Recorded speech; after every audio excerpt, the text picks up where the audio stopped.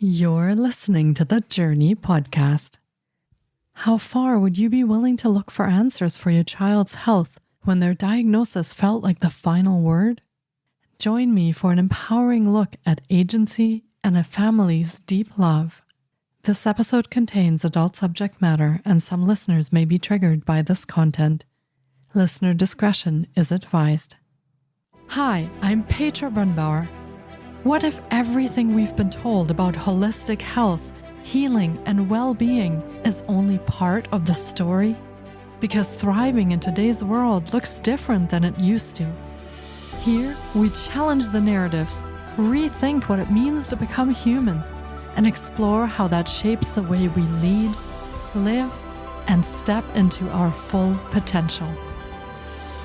This is the Jōrni Podcast. Welcome to today's episode. A diagnosis can feel like a door closing the moment the future rearranges itself into something smaller than what we imagined. For families receiving an autism diagnosis, that label often arrives with an unspoken instruction to accept it and manage it for life.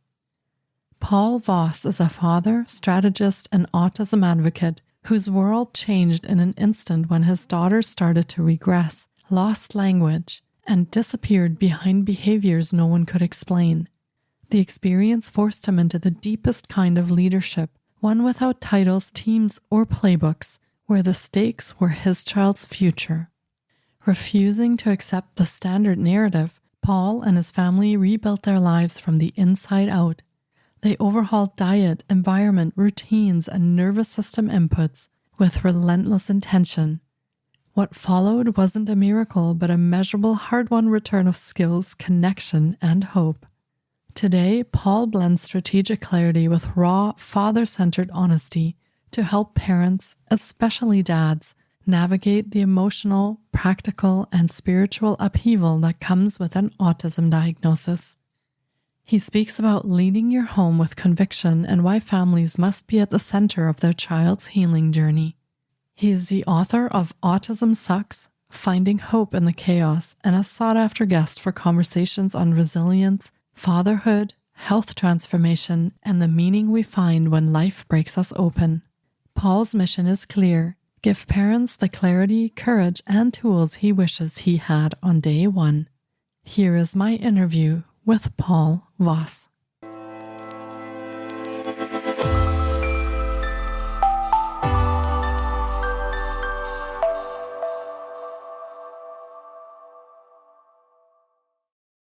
Hi, Paul. It's so great to have you on the podcast today. I've been looking forward to getting to chat with you because we will be sharing about autism today. And I feel that this is one of the topics that there's a lot of information out there on the internet, but a lot of the times not accurate, not in one place, sometimes hard to find. And so I'm very glad that you are here to speak about that and share a little bit about your story. Thanks for making the time today to join me, and welcome to the podcast. Thank you so much for having me on today. I'm really excited to join and talk about autism. Yeah, absolutely. I feel we've done a few episodes around neurodiversity and also around autism, but I feel this is a very personal story that you're going to be sharing with us. So something very different that hopefully our listeners can also relate to from their own stories. So just start us off, Paul. Would you like to share a little bit about your own journey, maybe the parts of it that you feel relates to what you'd like to share today, and also let our listeners see what it is that you do today so they can get to know you a little bit? Sure. And as I've been thinking about the journey on autism and kind of the path we took to help my daughter, I realized that our path started way before my daughter was even born. So my mom had schizophrenia my whole life. She was in an institution from about the time I was in first grade. And during COVID, she contracted COVID and they had to remove her from the home she was in. It turned into an issue because of her mental state. She was confused and fought back and ended up getting arrested. So it turned into this whole issue. And her social worker had sent me just documentation about all the medicine she was on and just some details on what she could and could not do. And I remember reading it and just thinking like, wow, she's on all this medication, but she can't even use a vending machine. I just kept wondering, what are they trying to achieve by having her on all this medication? And my opinion was just keep her sedated and not have to deal with her. And around the same time, ironically, I had been listening just to a podcast about the keto diet, and I heard that was a treatment for schizophrenia. And I thought, wow, like that was never an option for my mom. She was always just highly medicated, and just thinking like, was there a missed opportunity there? So that kind of stuck with me. And then my son was actually diagnosed with ADHD before my daughter was born. And we went the traditional medical route, put him on Adderall. And within a week and a half of him being on it, he started talking about suicide. And that was something he never brought up before, never said the word. He had gotten in a fight with his brother. I sent him to his room. And for that reaction, for just kind of getting standard brother trouble, I couldn't believe it. So we had a Zoom call with his pediatrician because it was on a Saturday. And she had said to take him off of it, bring him back in. And after that, I just started researching Adderall and was kind of shocked by what I had found, because that was never really shared with me as a side effect. And so those things happened. And then my daughter was born in March 2020. Everything went fine, was developing, hitting milestones. And then January of 2022, COVID hit our house, and my 7 other kids, so I have 8 kids, my 7 other kids were completely fine after 24 hours. My wife and I got hit really hard, and so did my youngest daughter. And the biggest thing that happened right away was she stopped sleeping. So we couldn't get her to fall asleep. And then when we could get her to fall asleep, she would sleep for 2 hours max. But you can imagine, we're both sick with COVID, 10, 11, 12 at night, trying to get her to fall asleep. And then when we would eventually get her to sleep, she would sleep maybe 2 hours if we were lucky. And then she would be up for another hour or two, fall back asleep. And that continued over a period of a few months, even after COVID symptoms were gone.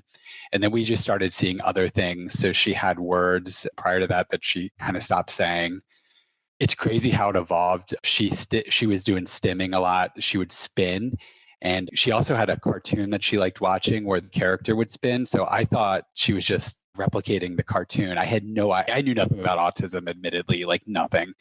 And we asked her pediatrician, hey, should we start speech therapy? In Connecticut, they have a program called Birth to 3, where a specialist comes to your house. And the first time she came out, she said, have you had her tested for autism?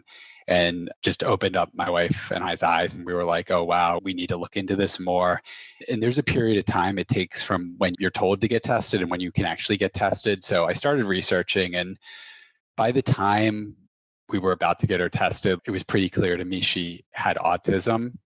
And I still admittedly had a lot to learn early on when I started reading about how kids on the spectrum might be non-speaking, nonverbal. I thought she couldn't be nonverbal because she made sounds. And I had no idea how complex it is and the difference between just making sounds and saying words.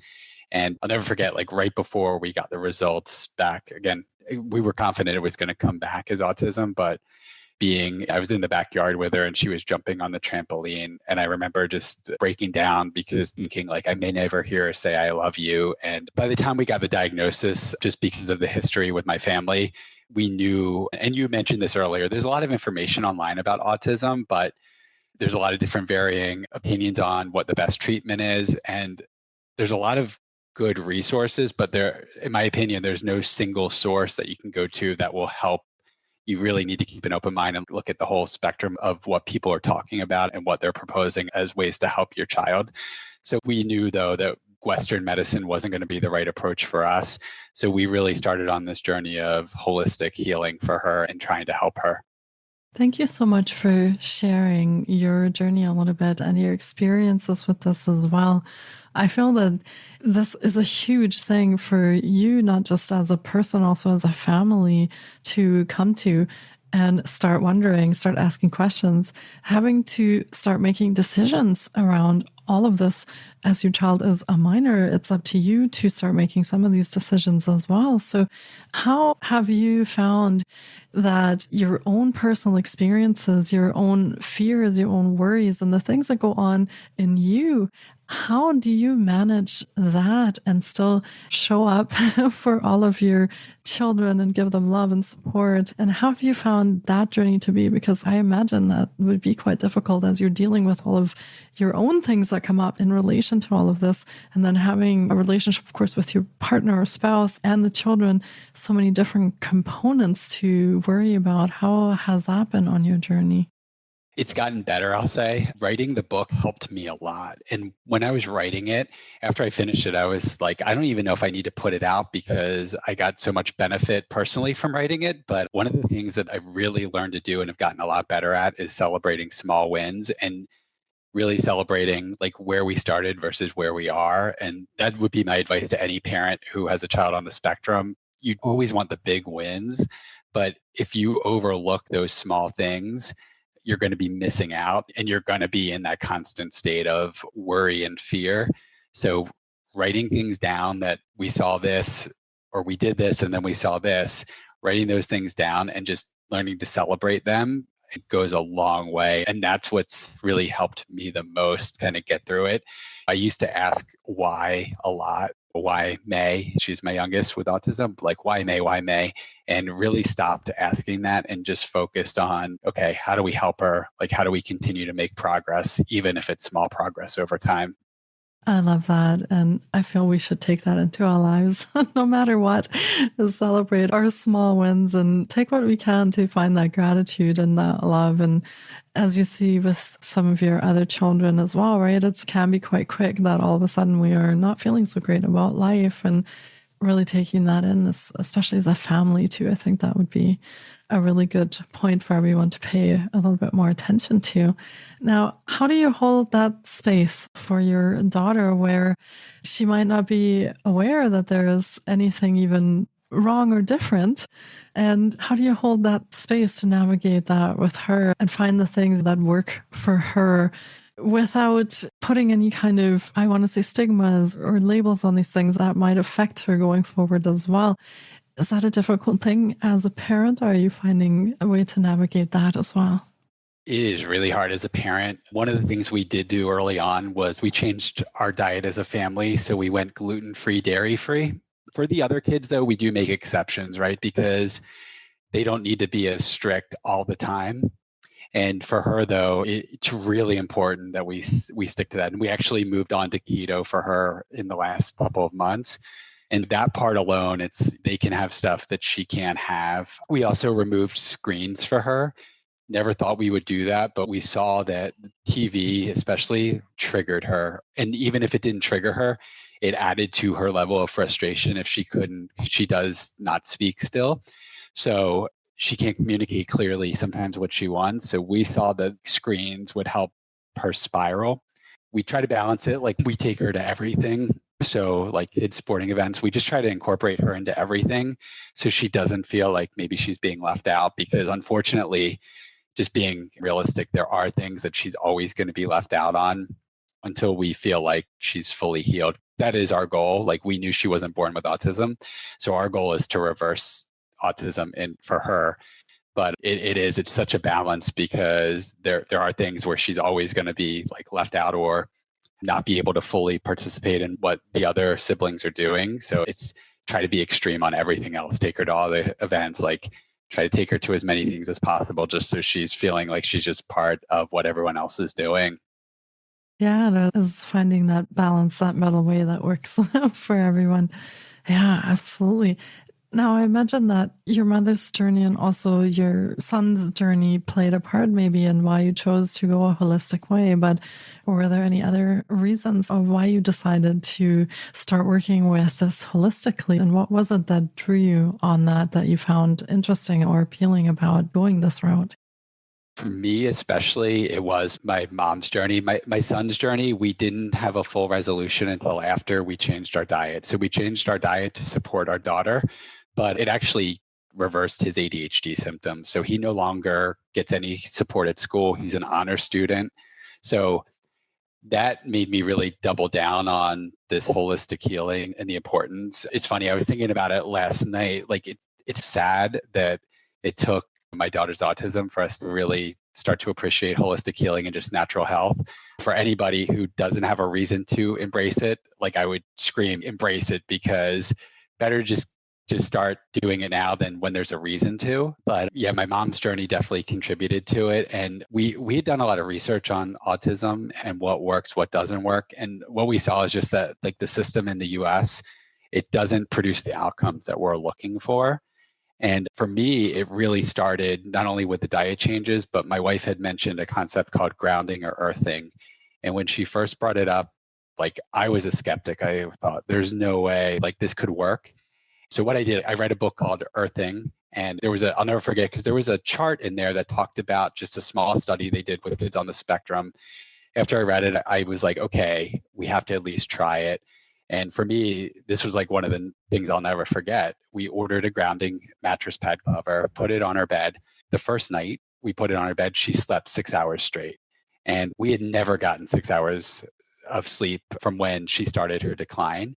And that 6 hours never went away. That 6 hours continued. It didn't fix all the problems with sleep. We still had a hard time getting her to fall asleep, but 6 hours consistent or more every night after we added that grounding mattress pad cover. And for me, that was like when I was like, okay, I want to double down and learn as much as I can about all of these other alternative healing methods that are out there, because this works. And I would tell anybody who does not do grounding, do it, because you're missing out. It's fascinating that you're finding all of these pieces that are coming together. But I feel that's exactly very often what our holistic well-being journey is about, is finding the pieces that work for us and putting them together in a way that makes sense. And you've addressed diet, you've changed some of that. You are working with that grounding mat. What else have you found that has been helpful on this journey? And tell us a little bit, how long have you been on this holistic well-being journey now? Is it a few years, or how long have you been researching all of this and putting this together? It's coming up on about 4 years. Like you said, there's a lot of great things. Not everything works for everyone, so you have to keep an open mind. Some of the other things that have helped a lot, so CBD oil was also a game changer for us. And I had a closed mind on that one too. So a specialist we were working with recommended it. I was like, I don't think it's appropriate for her.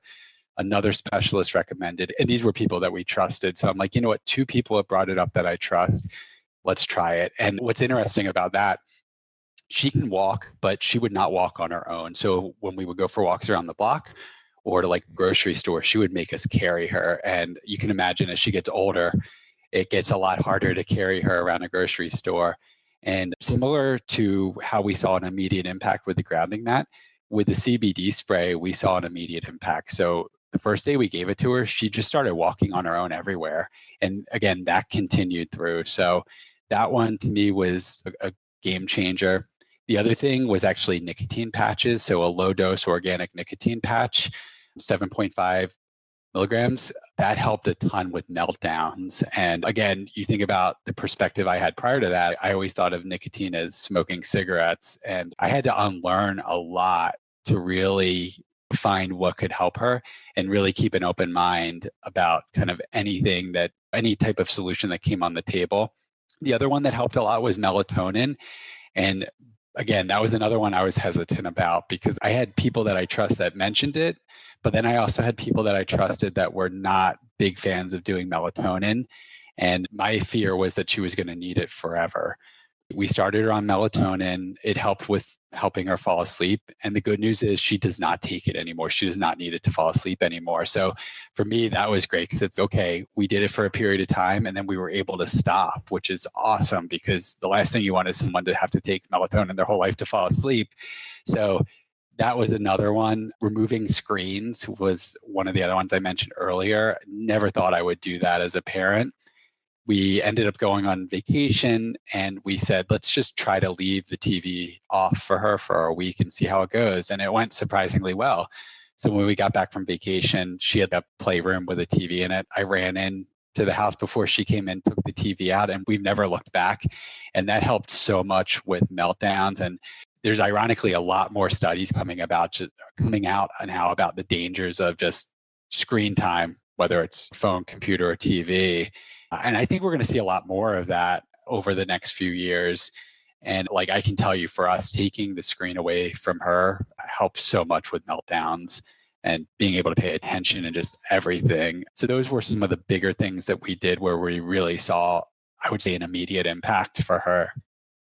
Wow. Yeah, this is really interesting what you're sharing. And as a human being not on the spectrum, even I find that I need times during the day where I have no screen times for my own mental well-being. So I can definitely understand how that can impact if you're very sensitive to that. And that can really, I think, proliferate meltdowns because there's so much overload going on with all of that input coming at you. So yeah, I can see that.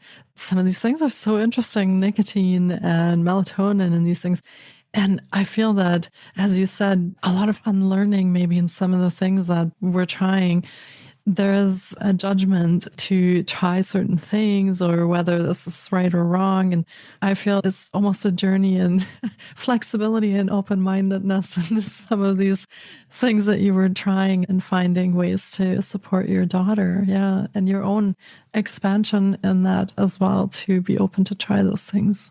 Yes. We make sure to incorporate it.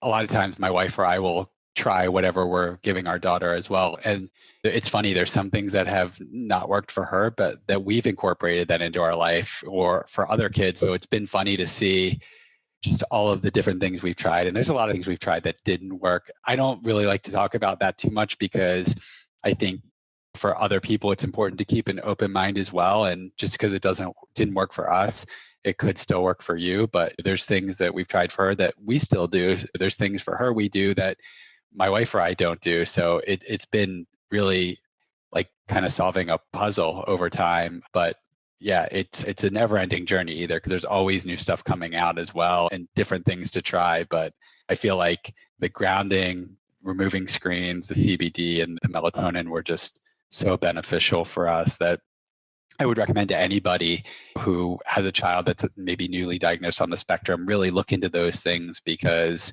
again, it wasn't even a questionable impact. It was really immediate, which is, I think, hard to see with a lot of things. You don't really always see that immediate impact from trying something new.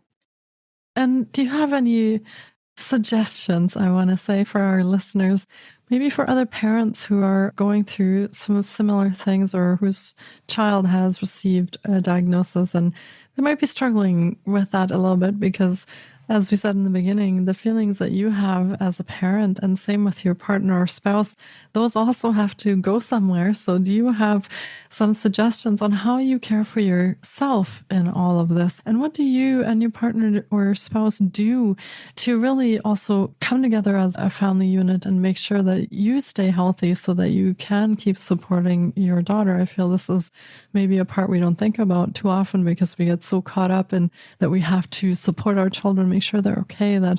But if something happens to parents, of course, and then all of it falls apart. So how do you work with that to care for yourself in this situation? Yeah, for me, on the lifestyle side, there's two things that my wife and I both do that I think have helped a lot. So grounding, I do enjoy going for walks barefoot. I just find that clears my head and really helps me. And we'll do it as a family as well. I'll bring my daughter especially along for the walk. The other thing that really helped a lot is a sauna. So we bought a sauna really for our daughter, but I'll tell you, my wife and I both use it every day. And we found that just really helps, I think, with our mental health. And I've never, outside of the sauna, like there's nothing I've ever tried or done that consistently just makes me feel as good as doing 30 minutes in a sauna. So those are the two on the lifestyle side. And then writing down like even small wins. So you can always look back at it when you're having the tough days, because we have a lot of tough days still, right? Where she'll start regressing and doing things that you thought you were over, just so you can be reminded that, okay, she wasn't sleeping. She's sleeping now. She couldn't get undressed. She can get undressed now. So you just can keep reminding yourself where you made progress. And I would also say some encouragement for parents that are maybe going through it. Like there are good things that will come out of it. 4 years later, I'm in a spot where I can say, okay, like it helped my other child with their ADHD symptoms. It made us healthier as a family. I have an appreciation for things that I never had before. And I felt like I was missing out on life, honestly. I didn't realize how big of a deal it is for kids to talk. When she does say a word, like it's a much bigger deal than I ever had an appreciation for. I mentioned at the beginning how I never thought I'd hear her say, I love you. And I was upset about that. I actually did hear her say, I love you twice. And it's just funny how your perspective changes. So I wanted to hear that so bad before the diagnosis. When I actually heard it, I was like, you know what? Like, it's really cool she said it, but the way she shows me she loves me is so much better than her saying it. She's been just such a teacher for me. And I would say that to any parent who has a child on the spectrum, like, your kids will teach you way more than you'll ever teach them. So just remember that when you're going through like the tough days, because there are tough days, tough nights of not getting sleep, bad doctor's reports, bad reports from school. There's so much negativity that you have to really arm yourself with the positive aspects of what you're going through. Yeah, I feel that's really good advice. As, yeah, part of caring for ourselves and all of this as well. Absolutely. And what have you found? I imagine that you guys are always doing probably a lot of research and looking for things and looking for new approaches or new ways to support your children. What have you found that the research says about, can this possibly be reversed? Is there a possibility where maybe studies or other parents have found that it actually does improve significantly, or there is a complete reversal? What have you found in this information that you have been looking at? There's definitely cases where kids have reversed completely. And in my daughter's case, we did do testing early on, and we found out she has an MTHFR genetic mutation. And really what that means is she has a harder time getting things out of her system the way that maybe you or I do. So we have been addressing that, right? Getting her blood tested, making sure we're doing detox to get mold out of her system, any heavy metals that are in her system. The problem when you read about the kids that were reversed, a lot of times it's very different things the parents did that helped get their kid there. But I will say the one consistent thing, a lot of it is not Western medicine, I would say, is the one consistent thing. It's that holistic approach. It might just be different methods of getting that outcome. So there are groups that will say autism can't be reversed, but all I can go by is my experience. My daughter was born without it. She was developing, hitting milestones, and then something triggered her to start losing what she had built up. We're going down that path. And yeah, there are stories out there of kids either fully reversing it or getting to a point where maybe level 3 or profound autism, where maybe a kid who's level 3 or profound might then be like level 1, just some small things that might be different from other kids. Yeah. And there's so many more things that we're discovering every day as well when it comes to science and understanding the mind body better. So we never know what new things are coming in the future as well that might be supportive. So I find that it's really empowering to keep giving her that support and keep giving her this empowerment over her own health and well-being as you go along.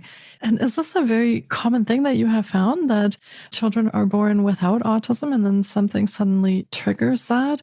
I know that there seems to be a wave of adult onset autism or ADHD more recently as well, but does that work the same in children, or was that a rather surprising thing that happened? I've seen a lot of stories about kids that are progressing fine, and then around the 18-month mark or 20-month mark, they start regressing. And just from our journey of really learning about what's surrounding us, we are constantly being poisoned by different things, right? Whether it's the food supply, water supply, the amount of time we're spending on screens, EMFs, Wi-Fi. It's really hard to escape all of the poisons that are coming into your body, and everybody's body reacts differently. I think for the adults, there are different levels of autism. A level 3 is definitely different than a level 1 or highly functioning. So I don't admittedly know a lot about the level 1 or highly functioning, but in a lot of the stories around level 3 or profound, it's the kid was developing fine, meeting milestones, and then something triggered it where they start regressing. And I do believe it's just our environment in general. It could be something different in each kid that triggers it, but I do believe that it's all of the different poisons that are just surrounding us every day. Yeah, and we do unfortunately live in a world where that happens. As you said, mold and heavy metals, it's in our food, in our water, even in our clothing and things we put on our skin. So we just don't know. Thank you so much for sharing all of this. And I just want to ask, for listeners who may be experiencing this or may have a child or children on the spectrum as well, and maybe they are looking for some connection even in this. I feel when you feel like you're going through this all alone, it would be so much more difficult than if you have other parents to connect with or a community to connect with. Do you offer any ways of connecting with you, or you have any programs or services or anything available that our listeners could connect with on their own journeys? Sure. The easiest way to connect with me, I do have a website, autismsucks.org. My book is on there. There's a form to contact me, a link to my Instagram as well. So that's the easiest way. I am active on Instagram as well. It's at Paul and then V055. So spelling Voss just with numbers, because there was another Paul Voss on Instagram. But the website's the easiest way because it has every way to contact me and a link to my book. I do a blog on there as well, where I talk about just individual stories, like how we change the food that we buy for our family, just different, some of it's parts of the book, and then others are just stories that didn't really fit into the book. So that would be the best way to connect with me. Amazing. Thank you for sharing that. And Paul's book title is Autism Sucks, Finding Hope in the Chaos. So if you're looking for that, we'll make sure we link to that in the show notes as well. And of course, we'll link to Paul's website and other resources in the show notes so you can find that there.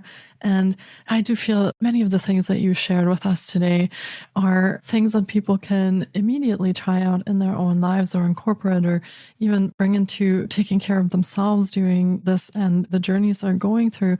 And a big part of why I feel podcasting is so important and people like yourself sharing stories is this connection that we are coming together and we are sharing what worked, what hasn't worked, some encouragement, some suggestions, and just exchanging ourselves throughout all of this. So thank you, Paul, for this amazing work that you do. Thank you for sharing your story and the story of your family and what is happening. And I really appreciate that you are putting this out into the world so that others can connect with that as well. Thank you so much for having me on, and appreciate, because podcasts like yours, that's where we've gotten the most information from. There's so many nuggets you can pick up from listening to podcasts. They're such a great resource, especially for families with kids with the neurodivergent kids or kids on the spectrum. It's an amazing resource. So thank you. Yeah, my pleasure. And hopefully we'll be putting this out into many homes and on phones and computers and everywhere people listen in. So thank you so much, Paul. And thanks everyone for tuning in today, for joining us for this episode. And I hope you take away a lot of amazing information for yourself and take care of yourselves and be well. Thank you so much for taking time out of your day to listen in. If you enjoy the Jōrni Podcast, please support us by subscribing, sharing on social media, and leaving us a review. We appreciate you. And you can find more of the Jōrni on Facebook, Instagram, TikTok, and our website, thejōrni.com. Sending you love and courage, and see you next time.